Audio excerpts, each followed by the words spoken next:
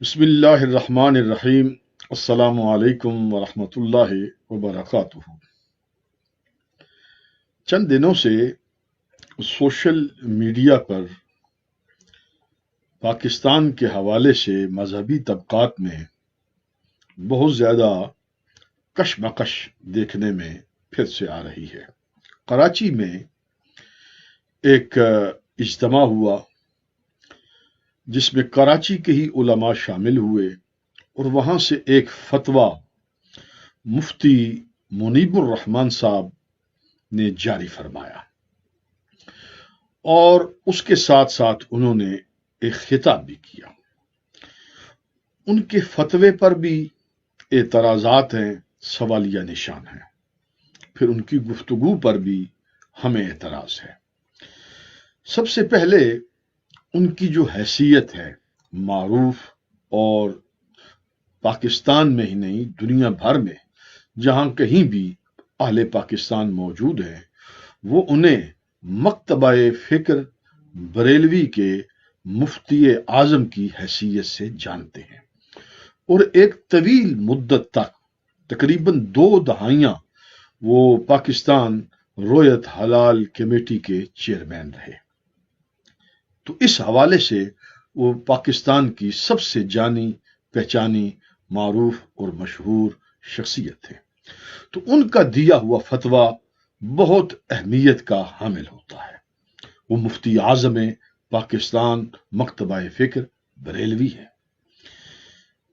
انہوں نے اپنے فتوے میں ایک بات جو کہی، فتوے کا عنوان افضلیت حضرت سیدنا ابو بکر صدیق رضی اللہ تعالی عنہ جو خلیفہ اول بلا فصل ہے، اور ان کے خلیفہ اول ہونے میں کسی کو کوئی تردد نہیں ہو سکتا، اور بلا شک و شبہ وہ جانشین ہیں رسول اللہ صلی اللہ علیہ وسلم کے منبر کے، آپ کی مسند کے، آپ کے مصلی کے۔ مسئلہ یہ بیان کیا گیا کہ اس امت کے اندر نہ صرف بلکہ کل انسانوں میں حضرت سیدنا ابو بکر صدیق رضی اللہ تعالی عنہ نبیین اور مرسلین کے بعد جنات و فرشتوں سے بھی اعلیٰ و افضل ہے، اور یہ موقف انہوں نے کہا کل اہل سنت کا اجماعی موقف ہے۔ ٹھیک ہو گیا۔ اب اس کے ساتھ جو انہوں نے کچھ اضافتیں کی وہ یہ، انہوں نے کہا کہ جو یہ مسلک، جو یہ عقیدہ، جو یہ نظریہ نہیں رکھے گا اس کی 2 صورتیں ہوں گی، یا تو وہ کسی اور کو افضل مانے، مثال کے طور پر وہ حضور سید عالم صلی اللہ علیہ وسلم کی لخت جگر گوشہ، یہ الفاظ فتوے کے اندر موجود ہیں، سیدہ طیبہ فاطمۃ الزہرا سلام اللہ علیہا، حضور کی شہزادی کو افضل مانے، یا حضور کے کسی اور لخت جگر کو، حضرت سیدنا ابراہیم ہے، حضرت نبی کریم علیہ السلام کے شہزادے جن کے نام پر آپ کی کنیت ہے، ابو القاسم، حضرت قاسم کو، حضرت عبداللہ کو، یا سرکار کی کسی اور شہزادیوں کو، یا حضور کی ازواج مطہرات کو، یا کسی اور صحابی کو کوئی اگر افضل مانے گا تو پھر کیا ہوگا؟ کہا کہ ان کے فتوے کے مطابق وہ جہنمی ہوگا، وہ نار جہنم کا عذاب الہی کا مستحق ہوگا، اس کا اہل سنت کے ساتھ کوئی تعلق نہیں ہوگا، وہ گمراہ ہوگا۔ ظاہری بات ہے، آپ جب میری زبان سے یہ الفاظ سن رہے ہوں گے تو اس میں شدت تو آپ کو محسوس ہوگی، یہ میرے لفظ نہیں ہیں، یہ مفتی اعظم پاکستان کا فتویٰ ہے جنہوں نے اس بنیاد پر امت کو جہنمی ہونے کی یہ بشارت دے دی ہے۔ ظاہری بات ہے امت مسلمہ میں اور پاکستان میں جہاں لوگوں کو پاکی اور پلیتی کے مسائل نہیں پتا، نکاح طلاق کے مسائل سے آگاہی نہیں، نماز روزہ کے مسائل سے آگاہی نہیں، ضروریات دین سے ان کو واقفیت و آشنائی نہیں۔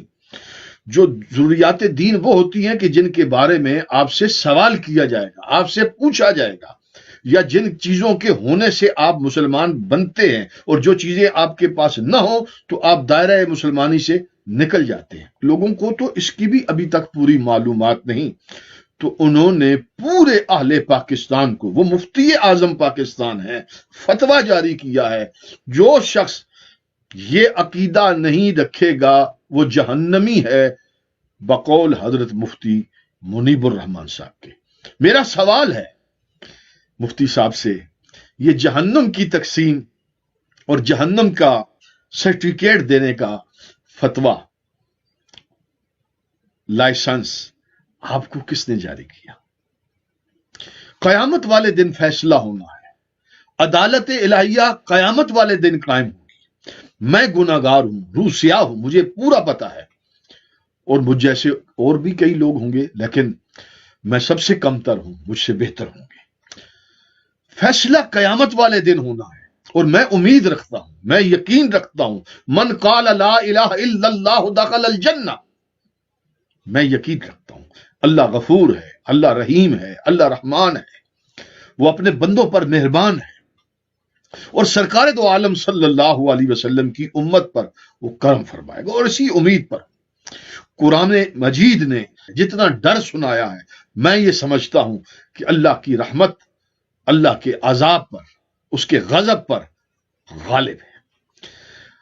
دوسری بات، اس فتوے کے اندر آپ نے یہ کہی، جو شخص توقف کر لے، یعنی وہ اس مسئلے میں پڑھنا ہی نہیں چاہتا کہ افضل کون ہے کون نہیں، بس اللہ ہے، اس کے رسول ہیں، نماز ہے، روزہ ہے، زکوٰۃ ہے، حج ہے، ماں باپ کا ادب و احترام ہے، بہن بھائیوں کے ساتھ حسن سلوک ہے، ہمسایوں کے ساتھ حلال کھانا ہے، جائز طریقے سے رہنا ہے، بس وہ کہتا ہے یہ مسائل اس سے ہمارا کیا لینا دینا، ہمارا اس سے کیا تعلق، مجھے نہیں پتا.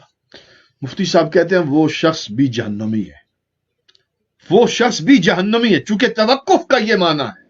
آپ نے ایک سندھ کے ایک عالم ہاشم غالباً ٹھٹوی صاحب، ان کی کتاب پڑھ لی ہوگی جو پورے تعصب کے ساتھ لکھی گئی، اور پچھلے دنوں حضرت مولانا سید مظفر علی شاہ صاحب نے بھی اس کو بیان کیا.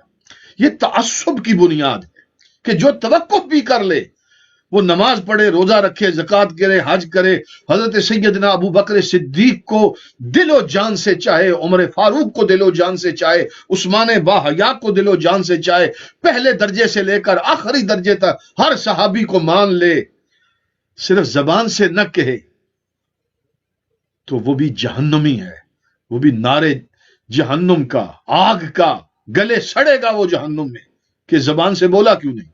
خدا کے بندے، یہ کلمہ شہادت ہے، یہ اللہ اور رسول کی گواہی سے کہ اللہ ہے اور اس کے رسول جناب محمد الرسول اللہ خاتم النبیین ہے، بندہ اس سے مسلمان ہوتا ہے. جن لوگوں کو مسلک اعتدال اور بالخصوص مسلک اعلی حضرت، اس کا انہیں فوبیا ہے، مجھے اس پر فوبیا نہیں ہے، میں مسلک اعلی حضرت سے محبت کرتا ہوں، میں پیار کرتا ہوں، اسے مسلک اعتدال سمجھتا ہوں، اور اعتدال میں ہم یہی سمجھتے ہیں، سپیس دیتے ہیں، وسعت دیتے ہیں، لوگوں کو قریب کرتے ہیں، محبتیں تقسیم کرتے ہیں. آپ نے حضرت فاضل بریلوی کے نام پر لوگوں کو تقسیم کیا، تکفیر کی تلواریں چلائیں، لوگوں کے فسق پر، فجور پر، بدعت پر، کفر پر. آپ نے ہر روز ایک پرنٹنگ پریس جاری کیا اور اپنی زبان کو بواسیر آلودہ کر دیا، اور آج آپ نے اہل سنت کو ٹکڑوں ٹکڑوں میں بانٹ دیا. یہاں تک لکھا اپنے اس فتوے میں مفتی اعظم پاکستان نے کہ جو اس مسئلے میں توقف کرے اس سے سلام لینا جائز نہیں. میں پوچھنا چاہتا ہوں کہ اس سے بڑھ کر نفرت کا اور کون سا جملہ ہوگا کہ سلام لینا جائز نہیں. مفتی صاحب، چاند گاڑی سے آپ کو اتارا گیا، 20 سال آپ نے سفر کیا، آرمی نے آپ کے ساتھ GHQ میں جو سلوک کیا، اس کا غصہ آپ اس طرح سے نکالیں گے کہ پاکستان کے اندر فرقہ واریت کی بنیاد رکھیں گے، اہل سنت کے ایک دوسرے کو لڑائیں گے، اور آپ نے اس کے اندر یہ کال دی کہ ہم آپ لوگوں کو بلائیں گے، وہ وقت آئے گا کہ آپ لوگ، ہمیں افرادی قوت کی ضرورت ہوگی. کس کے لیے؟ آپ دعوت دیں نا، آپ نماز کی دعوت دیں، روزے کی دعوت دیں، زکوٰۃ کی دعوت دیں، حج کی دعوت دیں، لوگوں کو دیانتداری کی دعوت دیں۔ پاکستان کے اندر مسجد ویران پڑی ہے، آپ لوگوں کو اس طرح کی کوئی دعوت دیں۔ ایک مفتی ہونے کا آپ یہ حق ادا کریں۔ آپ نے معمولات اہل سنت، جو ہم اہل سنت کا تشخص اور ہمارا امتیاز ہے کہ ہم خانقاہی نظام کے ساتھ چلتے ہیں، ہمارے تمام مشائخ، ہمارے تمام علماء اکابرین، ان کا تعلق تھا ایک خانقاہی نظام کے ساتھ۔ آپ نے خانقاہی نظام کی اصلاح کے بہانے آپ نے اس کو اکھیڑنا چاہا۔ آج تک ہمیں نہیں پتا چل سکا کہ آپ کس خانقاہی نظام سے تعلق رکھتے ہیں، کہاں آپ کی بیت و ارادت ہے۔ آپ نے تو ہمیشہ اس کے خلاف کیا۔ اگر اس کو نکال دیا جائے، برائی صرف خانقاہوں میں نہیں ہے، آپ کے مدارس کے اندر، آپ کے طرز تعلیم کے اندر موجود ہے۔ حضرت، آپ کی بہت ساری ہر جگہ خرابیاں ہوتی ہیں، اس کی اصلاح ہونی چاہیے۔ خانقاہوں کے اندر اصلاح ہونی چاہیے، بہت ضروری ہے، لیکن اس کا اصلاح کا مطلب یہ نہیں ہوتا کہ درخت کو ہی اکھاڑ کے پھینک دیا جائے اور ان بزرگوں پر ہرزہ سرائی کی جائے، ان کے طور طریقوں پر گرفت کی جائے۔ حضرت قبلہ مفتی صاحب، آپ نے یزید کی حمایت کی۔ یہاں برطانیہ ہمارے شہر کے اندر بالکل مجھ سے 1 میل بھی نہیں بنتا، یہاں پر حضرت سلطان بہو ٹرسٹ کے اندر آپ نے تکبیر ٹیلی ویژن پر کہا، میرے پاس کوئی شواہد نہیں ہے کہ یزید قتل حسین میں ملوث تھا۔ کیا یزید نے براہ راست امام علی مقام کو قتل کرنے کا حکم اس سے آیا، اسی کے دربار سے آیا؟ میرے پاس تو تاریخ کے جو شواہد ہیں اس میں ایسا کوئی صریح عبارت نہیں ہے کہ کسی کو انہوں نے معمور کیا ہو۔ آپ کے پاس کوئی شواہد نہیں ہے۔ پوری امت 1400 سال سے یزید پر لعنت بھیج رہی ہے، آپ کی عقائد کی کتابوں میں اس کے اوپر لعنت کو جائز کیا گیا ہے۔ میں حیران ہوں، کیا آپ کے مدرسہ میں علامہ سعد الدین تفتزانی نہیں پڑھایا جاتا؟ مجھے تعجب ہے، بچہ بچہ جانتا ہے مسلمانوں کا کہ یزید کون ہے، اور آپ نے کس طرح سے کلین چٹ دے کر فارغ کر دیا۔ وہ مجھے ایک سوال کا جواب یہ بھی دے کہ یہ آج 70-80 سال سے اہل سنت کو آپ نے جو سبق دیا اور ہمارے بزرگ دیتے رہے حسام الحرمین کے نام سے، وہ کیا ہے حسام الحرمین؟ اس کتاب کے نام پر آپ یوٹیوب پر جائیں، کتنے بڑے نامور علماء کو گھیرا ڈال کر کہا گیا دستخط کرو یہاں پر، اگر اس کو نہیں مانتے تو تم یہ ہو، تم وہ ہو۔ حسام الحرمین میں ہے کیا؟ جتنے رضوی حضرات ہیں، حضرت فاضل بریلوی سے پیار و محبت کرنے والے ہیں، فکر رضا کا درد رکھنے والے ہیں، میں خدا را ان سے پوچھتا ہوں، کیا ہے حسام الحرمین کے اندر؟ کیا بیان کیا ہے حضرت فاضل بریلوی نے، جنہیں آپ اور میں امام اہل سنت کہتا ہوں؟ کیا لکھا ہے؟ آج آپ یہاں پر تو کہہ رہے ہیں ان کے پیچھے نماز مکروہ تحریمی ہے، کہ جس نے توقف کر لیا افضلیت میں، مکروہ تحریمی، اس کی نماز نہیں ہے۔ تو آپ نے جو نمازیں، ایک نماز نہیں پڑھی ہے، یاد رکھیے، تصویر آپ کی ایک آئی ہے، ویڈیو آپ کی ایک آئی ہے، لیکن میرے پاس درجنوں ثبوت ہیں کہ آپ نے 20 نمازیں ان کے پاس پڑھی ہیں اور پڑھتے ہیں، اور جس انواع اقسام کے کھانے جلندری صاحب آپ کو پیش کرتے ہیں، جس طرح کا آپ کو استقبال کیا جاتا ہے، آپ کو پروٹوکول دیا جاتا ہے، اور جس طرح کے لیے آپ کے لیے دسترخوان سجتے ہیں، ہماری معلومات میں نہیں ہے۔ اور کس طریقے سے آپ نے اسلامی بینکنگ کے نام سے ایک ایسے فارمولے دے کر، جس پر درجنوں علماء کو اعتراضات ہیں، آپ نے سودی نظام کو جائز کیا اور لاکھوں کی مہینے کی تنخواہ وصول کی۔ آپ نے برطانیہ میں کتنے چندے کیے؟ برمنگھم گھمگھول مسجد کے اندر آپ کے لیے کتنے چندے کیے گئے کہ یہ کتاب شائع کی جائے گی، یہ کتاب شائع کی جائے گی؟ کہاں ہیں وہ کتابیں؟ ہمیں سب کچھ پتا ہے۔ اور آپ کے اس طرف جو شخص بیٹھے ہوئے ہیں اور جو ادھر بیٹھے ہوئے ہیں، انہوں نے کہاں کہاں سے گرانٹیں لی، انہوں نے کہاں کہاں سے مال بٹورا اور یہاں ادارے کھڑے کیے۔ یہ ایک ایک کی چٹا کٹھا میرے پاس موجود ہے. آپ سے یہ درد مندانہ گزارش ہے، اہل پاکستان پر رحم کریں، آپ مہربانی فرمائیں. یہ جو فتویٰ آپ نے دیا ہے یہ خطرناک ہے. پاکستان میں سینکڑوں قتل ہوئے ہیں. ماضی میں جائیں اور زیادہ دور نہ جائیں، سپاہ صحابہ اور اہل تشیع کے درمیان دونوں جانب سے درجنوں لوگ قتل ہو گئے. اور اہل پاکستان موجودہ نوجوانوں کو میں کہوں گا، آپ نے آج سے شاید 20 سال پہلے کا دور آپ نے نہ دیکھا ہو، جو آج 25 26 27 30 سال کے جو نوجوان ہیں، میں نے دیکھا ہے. میں 50+ ہوں. مجھے یاد ہے کہ پاکستان میں اخبار لے کے جب میں آتا تھا صبح، تو جو مین سرخی ہوتی تھی، ہر روز 80 افراد، 100 افراد، 120 افراد ہلاک ہو گئے. یہ وہاں پر دھماکے ہوتے تھے مساجد میں، خانقاہوں میں، شیعوں کی مسجدوں میں، سنیوں کی مسجد. درجنوں دیوبندیوں کے عالم میں جانتا ہوں جنہیں کراچی میں مار دیا گیا. کس بنیاد پر؟ یہی فرقہ واریت تھی جس کی بنیاد آج مفتی چاند پوری صاحب، منیب الرحمان صاحب رکھ رہے ہیں. عمر کے اس حصے میں جب بڑھاپا آ گیا، آپ اللہ اللہ کریں، ساری عمر فتوے لکھے. آپ اگلی نسل کو فتوے ان کو کہیں وہ لکھیں، نوجوان کوئی فریش خون ہے وہ لکھے. آپ کی اس عمر میں آپ کی تو عدالت قبول ہی نہیں کی جا سکتی. ذوف ہے آپ شیخ فانی ہیں. شیخ فانی کے اوپر تو احکام ہی مختلف ہو جاتے. ہمارے بزرگ تو کلام کرنا چھوڑ دیتے تھے، وہ واز کرنا چھوڑ دیتے تھے. آپ سٹھیا چکے ہیں. میں پورے ادب و احترام کے ساتھ آپ کے ساتھ کوئی گالم گلوچ نہیں کر رہا، اور مجھے وہ زیب بھی نہیں دیتا. لیکن اگر آپ کے کوئی چیلے، آپ کے کوئی ماننے والے رف لینگویج یوز کریں گے تو مفتی صاحب، میں آپ کو اور آپ کے حواریوں کا وہ چٹھا کٹھا نکال کر قوم کے سامنے رکھوں گا، اور اس یوٹیوب پر وہ ریکارڈ رہے گا.